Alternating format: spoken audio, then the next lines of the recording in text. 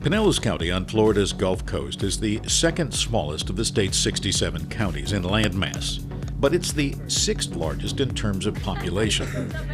There just isn't a lot of green space left, and that's why Weedon Island is so important and so valuable. It's located on the west shore of Tampa Bay, about 5 miles north of St. Petersburg.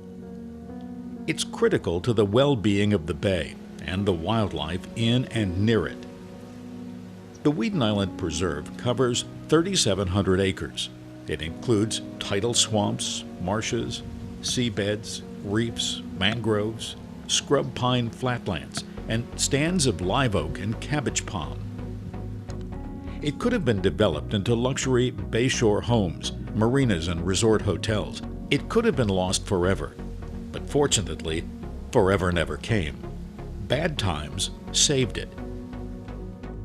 The Weedon Island Preserve Cultural and Natural History Center is a good place to start your visit.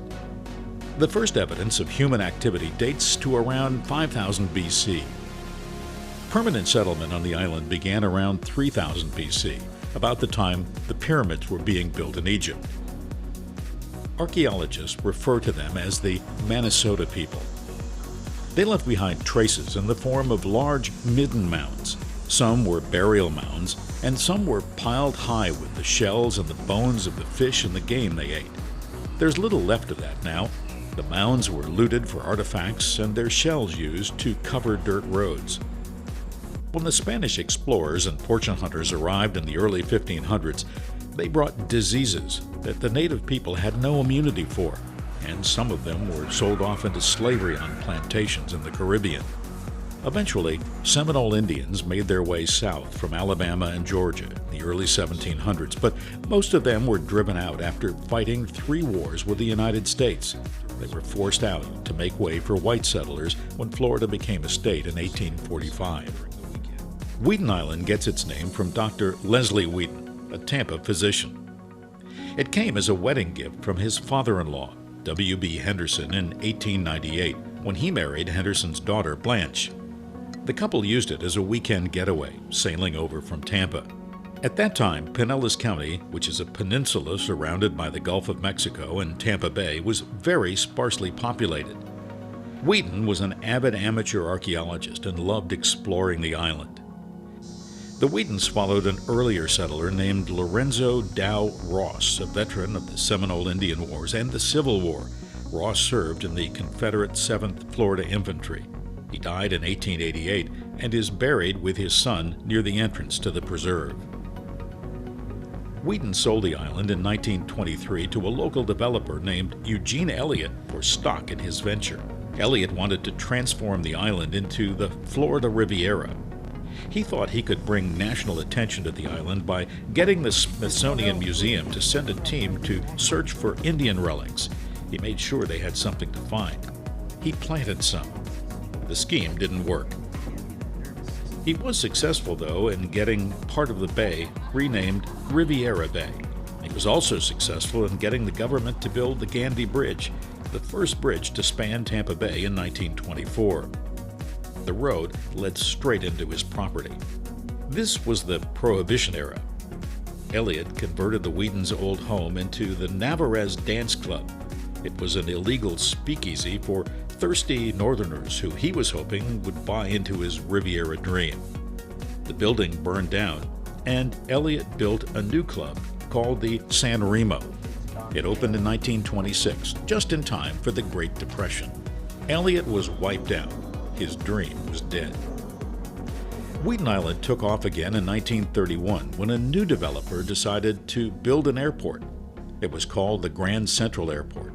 The next year, a company called Eastern Air Transport, which would later become Eastern Airlines, moved its corporate headquarters to the island. They didn't stay long before moving operations to Miami. In 1941, the airport was renamed Sky Harbor Airport, just in time for World War II. During the war, it became a training field for Army and Navy pilots. In 1953, the airport closed for good. Today, nature has just about erased all traces of the runways. As you walk the hiking paths, you'll see a sign about the ghost runways. About the only things left are the remains of the small tower and terminal building. The next venture to try to make it on the island was the Sunhaven Movie Studio. A studio was built and 3 feature films were made here, but the operation was seized by the federal government for back taxes. Silent movie star Buster Keaton was said to have been interested in moving his movie company to Weedon Island, but the venture failed before it could happen. The banks that owned the property decided to recoup some of its losses by selling 600 acres to Florida Power Corporation for a power plant site in 1955. The deal included the old movie studio, which temporarily served as a warehouse before it was eventually torn down. The energy complex is now owned by Duke Energy. In the 1950s and 60s, the U.S. Corps of Engineers laid out a grid pattern of ditches through much of the island as a way to control mosquitoes. The theory was that small fish would be able to get into the mangroves and eat the mosquito larvae.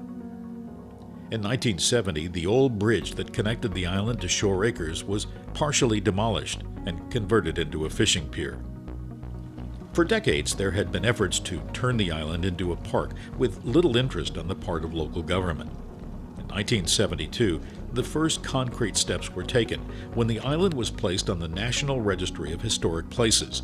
This would make future commercial development very difficult. Next, the state agreed to purchase the island with money earmarked for environmentally sensitive land. That's when the Weedon Island State Preserve was born. The preserve has almost 5 miles of boardwalks and paved nature trails. It's also a very popular place for kayakers. You can bring your own or rent one from a state-approved vendor. The preserve's Cultural and Natural History Center opened in 2002. Its exhibits include an ancient dugout canoe excavated on the site in 2011. It measures almost 40 feet. Radiocarbon dating shows that it's a little over 1,000 years old. The center is open from Thursday through Sunday. The park is open every day of the year. Pets are not allowed in the preserve, nor is bicycle riding on the boardwalks and trails. There is no admission to visit the preserve. Weedon Island has a long, interesting, and often sad past, but its future seems extremely bright. The good news is now it's protected and preserved, and will remain a natural asset forever. For Time to Travel, this is Phil Dean at the Weedon Island Preserve in St. Petersburg, Florida.